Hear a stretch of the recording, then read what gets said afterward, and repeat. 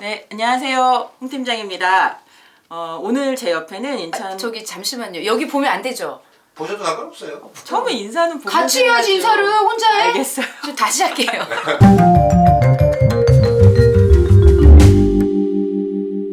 네, 인사하실까요? 네, 안녕하세요. 안녕하세요. 홍 팀장입니다. 오늘 제 옆에는 인천평화복지연대 활동가가 아닌 다른 분이 계시는데요. 소개 직접 부탁드리겠습니다. 안녕하세요. 건강과 나눔 상임이사 한성입니다. 저희 건강과 나눔 소개를 잠깐 드리자면 저희는 인천에서 활동한 지 20년이 좀 넘은 비영리 민간단체고요. 평화복지연대와 마찬가지로 이 정부와 지자체의 보조금이나 이런 것들 없이 순수하게 시민들의 회비와 이 후원회원들의 후원금으로 이제 진행을 하고 있는데 활동을 하고 있는데요. 저희 이 후원자들 이름이 있어요. 이름, 네. 천사클럽. 날개. 예, 그렇게 천사가 나도 회원인데, 예, 맞습니다. 저도 천사. 저희 여기 천사 저도 몰랐던 천사 클럽이. 네, 네. 저희 이런 천사 같은 분들을 1,004명 모아보자 이런 취지로 이름을 만들었는데요. 더 많은 인원이 모이면 바꿀 이름도 지금 준비돼 있어요. 네, 어떤 이름으로? 인천 만세. 네, 인천의 건강을 위해서 10,000명의 후원회원을 모아보자 이런 취지로. 예. 만사 클럽이 되는 건가요? 만세! 협동하겠다. 만세. 13,000명만 하겠습니다. 13명만? 네. 14명 어떻게? 아니에요. 네, 알겠습니다. 네, 10,000명의 후원회원을 꼭 만드시고 저희도 네 그런 후원회원을 좀 모셨으면 좋겠습니다. 네, 오늘은 저희 한성희 이사님과 제2 인천의료원에 대해서 이야기를 해보려고 하는데요. 오늘은 특별한 손님을 모셨기 때문에 진행도 특별하게 OX 방식으로 진행을 해보려고 합니다. 이사님께서는 제가 질문하면 지체 없이 3초 안에 OX 답을 해주시면 될 것 예, 같습니다. 예. 지체 없이 하기 위해 잠시만요. 네. 예. 뭘 또 예. 직접 이렇게 준비를 훌륭하신 준비 자세입니다. 네. 직접 만드셨나요? 예. 평화복지연대에서 불러주셨는데 이 정도는 당연한 거 아닌가요? 와. 네, 제가 요 OX 팻말은 기증을 하도록 하겠습니다. 이 앞으로 인사이다 TV에서 많이 활용해 주시기 바랍니다. 활용할 수 있습니다. 전달. 박수를 보내면서 대신 감사 인사를 드리겠습니다. 네, 그 인천시가 지금 제2의료원 설립을 위한 연구 영역을 하고 있잖아요. 네. 지금 어떻게 진행되고 있는지 대략. 작년부터 시작을 해서 이게 1년짜리 용역이었는데요. 3월 2일에 드디어 최종 결과 발표를 한다고 시에서 연락이 왔습니다. 네, 제2의료원 설립이 이제 진짜 가시화되어 가고 있는데 제2의료원 설립 정말 필요합니까? 하나, 둘, 셋. OX 다시. 네. 하나, 둘, 셋. 필요하다. 네. 왜 필요하죠? 이번 시정부의 주요 공약 사항이에요. 시정부뿐 아니라 이전 시정부도 마찬가지였는데, 그러니까 제2의료원 설립이 시민의 요구도도 굉장히 높고, 이 시정부에서도 그래서 설립하겠다고 하는 의지를 굉장히 보이고 있는 사업인데요. 그 얘기가 뭐냐? 그만큼 필요하다는 얘기죠. 뒤집으면. 네. 뭐 인천시 건강 수준이 취약하고 뭐 광내 공공의료 인프라가 취약하고 뭐 중진료권이 뭐 어쩌고 인천 시민의 건강권이 이런 거는 너무 깝깝하니까 여튼 그만큼 요구도가 높고 중요한 사업이다. 네. 근데 사실은 공공병원이 아니어도 병원이 너무 많잖아요. 오히려 너무 많아서 문제가 아니냐 뭐 이런 이야기도 있는데 그런데도 공공병원은 꼭 필요하다. 지체 없이 들으시는군요. 네. 왜 필요하신지 꼭 얘기를 좀. 네. 가장 쉽게는 코로나 얘기를 좀 들 수 있는데요. 그 2020년 이 코로나의 이 두려움을 사람들이 떨고 있을 때 가장 먼저 환자를 치료하기 시작했던 게 인천의료원. 네, 다 이런 공공병원인데요. 우리나라 코로나 환자의 90% 초기에 이 코로나 환자의 90%를 치료한 곳이 공공병원이에요, 우리나라. 근데 우리나라의 공공병원은 전체 병원 중에 10%가 되지 않아요. 이런 데서 이렇게 치료를 했는데 이유가 있었죠. 병원이 적은 문제도 있었고 민간 병원에서 코로나 환자를 보겠다고 병상을 내놓지 않았었거든요. 이게 알면 할수록 좀 화가 나는 진실이 좀 나오는데 이래서 코로나를 보는 환자들에 대한 이 손실 보상금을 병원에 지급을 했어요. 지금까지 한 8조 원 정도가 지급이 된 걸로 알고 있는데 그 중에서 90%를 민간병원이 가져갔습니다. 환자는 90% 공공병원이 받는데 네. 예산은 90% 민간병원이 가져갔다. 이 얼마나 비효율적이에요. 만약에 공공병원이 지금 있는 병원 숫자의 2배만 되었어도 국가에서 지급하는 손실보상금 규모가 굉장히 줄어들었을 그렇겠네요. 거고 나라 예산이나 이런 살림이 훨씬 더 좋아졌었겠죠. 이게 코로나 한 가지만을 예로 든 건데요. 이게 딱 드러나는 사실이 뭐냐면 공공병원은 적자를 이유로 필수적인 환자를 기피하지 않는다. 아, 그쵸. 네, 이런 부분이 나오는 거고 두 번째가 있습니다. 공공병원. 네네. 과잉 진료를 하지 않습니다. 그거 굉장히 중요해요. 네. 그래서 같은 중증도의 질병을 갖고 있었을 때 민간병원에 가느냐 공공병원에 가느냐에 따라서 환자의 진료비가 달라져요. 맞습니다. 그러면 진료비가 적게 나오잖아요? 그러면 진료비가 적게 나오는 것만큼 가게에 돈이 좀 남겠죠. 그럼 이걸로 삼겹살도 구워 먹고 소고기도 구워 먹고. 네, 소고기도 구워 먹고 비건 레스토랑에 가서 네, 이런 그쵸. 것도 먹을 수 네. 있고 이런 비용이 생기는 거죠. 하나가 더 있습니다. 네. 이런 공공병원이 인천에 만약에 너댓 개만 만약에 있다고 하더라도 이렇게 과잉 진료하지 않는 진료가 적정 진료가 표준화가 되겠죠. 이러면 다른 민간 병원들도 맞춰서 그 진료비가 아마 적정하게 되는 이런 효과가 굉장히 많이 드러날 거라고 생각합니다. 모든 혜택들이 시민들한테 적용이 되겠고. 그럼요. 그러면 경제도 선순환되고 이제 선순환되는 이 비용 가지고 저는 이제 이은카드 가지고 이제 동네 이제 마트도 가고 동네 식당도 가고 동네 식당 네. 사장님들도 그럼요. 돈도 벌고. 그렇게 되는 이런 거죠. 이 선순환 경제인 네, 거죠. 공공병원이 너댓 개만 만들어져도 저는 이런 게 경제적인- 가능해지지 않을까. 아, 정말 라고 중요하다고. 상상을 해봅니다. 이런 상상 좋습니다. 저는. 네. 이렇게 좋은 공공병원이 빨리 만들어지면 좋겠는데 지난해 말에 인천시에서 인천의료원 부지를 발표를 했어요. 네. 어디로 됐는지 말씀 좀. 아유, 예, 네. 부평 캠프마켓 부지에 됐습니다. 네. 어떻게 적합하다고 보십니까? 아, 네. 역시. 네. 혹시 이유가? 저희 집에서 정말 가깝습니다. 저희 집에서 걸어서 한 15분? 이렇게 아, 될것 15분. 같아요. 저희 집에서 3분. 아. 엎어지면 코 닿는 거리.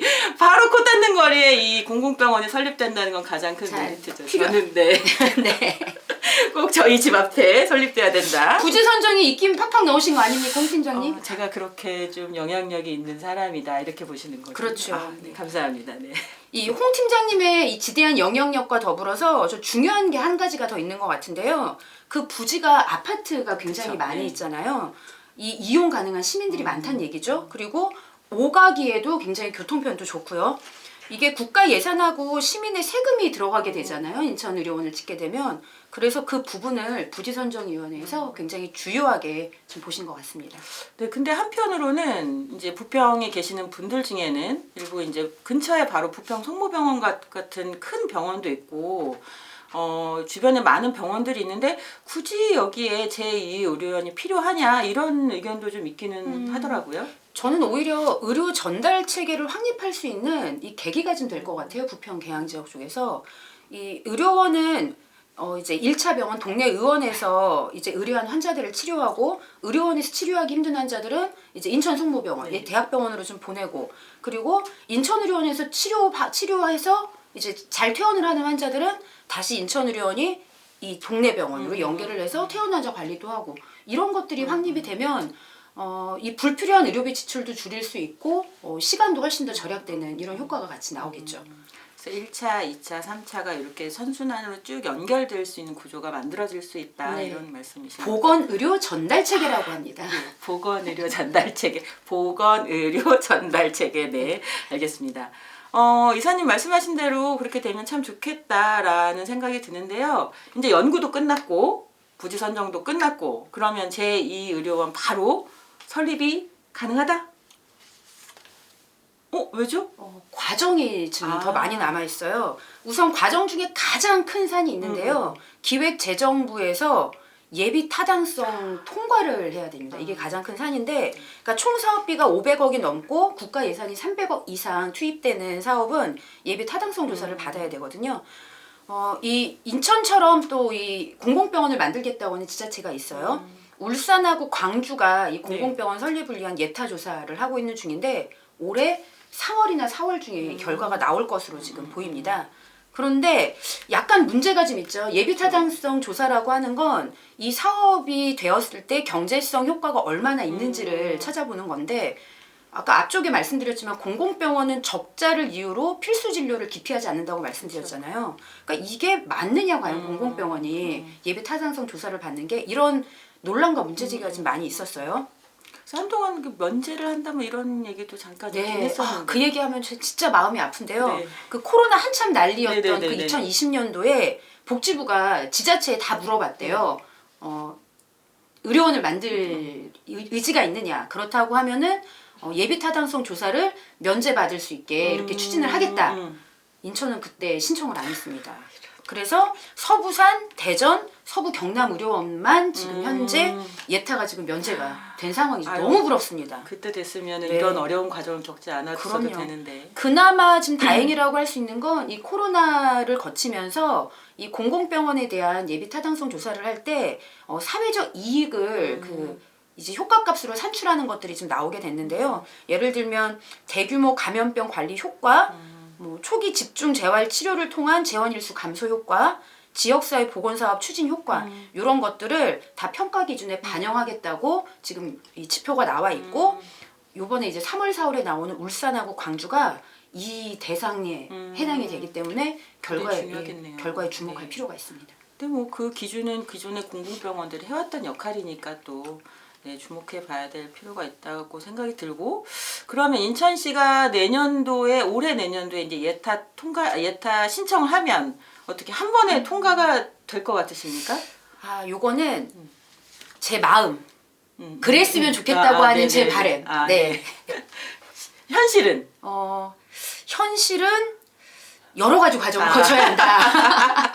그죠. 이건 지금 읽어드려야 돼요. 네. 우선 저희 인천시에서 타당성 이제 용역 결과가 나오면 요걸 가지고 첫 번째 보건복지부 협의를 거쳐야 되고요. 두 번째 이 보건복지부가 협의된 내용을 바탕으로 예비 타당성 조사 대상 사업 신청을 해야 됩니다. 어렵네요. 신청을 한다고 다 되는 게 아니에요. 네. 세 번째 예비 타당성 조사 이 대상 사업에 선정이 돼야 돼요. 네. 그리고 네 번째로 예비 타당성 조사를 하게 되는데 예비 타당성 조사만으로도 한 1년의 시간이 걸립니다. 통과가 만약에 타당성 조사가 끝났다. 이제 경제성 효과가 이제 잘 나왔다. 이러면 정부 예산안이 반영이 되는 걸 또 국회 예결위에서 의결을 해야 되는 이제 굉장히 많은 과정이 남아 있는 거죠. 얘기만 들어도 그냥 숨이 턱턱 막히네요. 힘들 것 같습니다. 그러면 만약에 이 과정에서 예비 타당성 통과가 안 된다. 그러면 어떻게 제2의료는 물 건너 가는 겁니까? 아유 무슨 그런 천부장마구나한 말씀 우리 집 코앞에 있는. 아유 그러시면 안 됩니다. 안 네. 됩니다. 네. 재조사해야죠. 다시 보건복지부 협의 네. 거쳐서 다시 과정을 내용을 다시 밟을 수 있고. 내용을 그러면은 이렇게 다시 좀 세팅을 하거나 뭐 예를 들면은 병상수를 더 늘린다거나 이런 일을 더 하겠다고 이런 것들을 하면서 다시 재조사 신청을 하고 또 이 일련의 과정을 밟아야 되는데 시간이 많이 길어지게 될 겁니다. 그럼. 어쨌든 시간이 길더라도 꼭 하겠다라고 하는 이 인천시의 의지가 가장 중요하다고 보여지는데 어떻게 옆에서 지켜보시면서 인천시가 어떻게 이걸 의지를 가지고 좀 추진을 하고 네. 의지를 가지고 추진을 하고 있고요. 그렇기 때문에 이제 작년에 이 용역 조사에 대한 예산을 반영을 하고 이제 예산을 집행을 하면서 진행이 되고 있는데 인천시 의지만으로는 그렇죠. 되지 않습니다. 네. 이게 왜냐하면 아까 말씀드린 것처럼 대상 사업에 선정이 돼야 되고 타당성 조사를 해야 되고 뭐 정부 의결하고 뭐 이런 과정들이 쭉 있잖아요. 그래서 이 과정에 정치권, 시민 다 같이 진짜 힘을 모아야 됩니다. 다행인지 불행인지 내년에 총선이 있잖아요.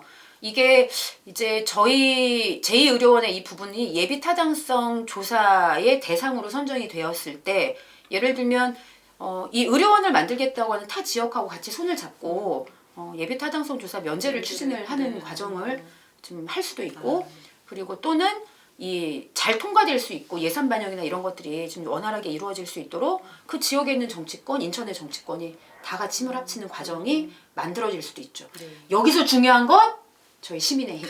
네. 그렇죠. 시민들이 힘을 모아서 제1의원 유치를 하기 위해서 나서야 될 것 같은데 저희가 그 원래 뒤 장기 과제로 밀어놨던 제2의료원도 그렇고 설립도 그렇고 감염병 전문병원 유치도 그렇고 시민사회에서 시민단체들이 굉장히 앞장서서 시민사회에서 활동을 해왔는데요.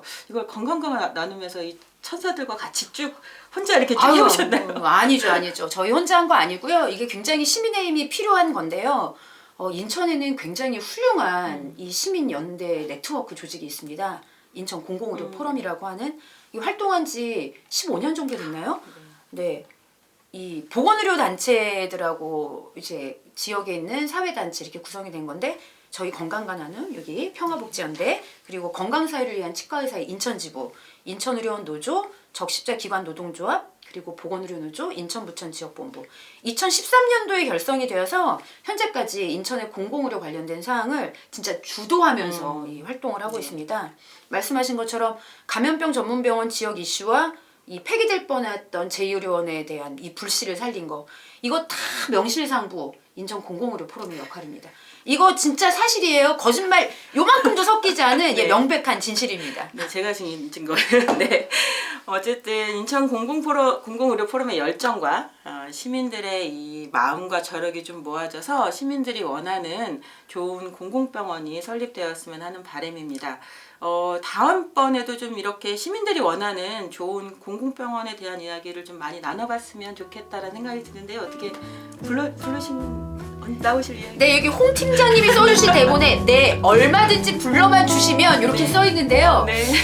제가 최대한 시간을 잘 만들어서 이런 이야기를 계속 이어나가도 너무 좋겠다 생각이 좀 들었습니다. 애를 써보겠습니다. 네, 여기 영상 찍혔으니까 발뺌하실 생각하지 마시고요. 네, 어쨌든 오늘 함께 해주셔서 감사합니다. 인사이드 TV 구독과 좋아요 많이 부탁드립니다.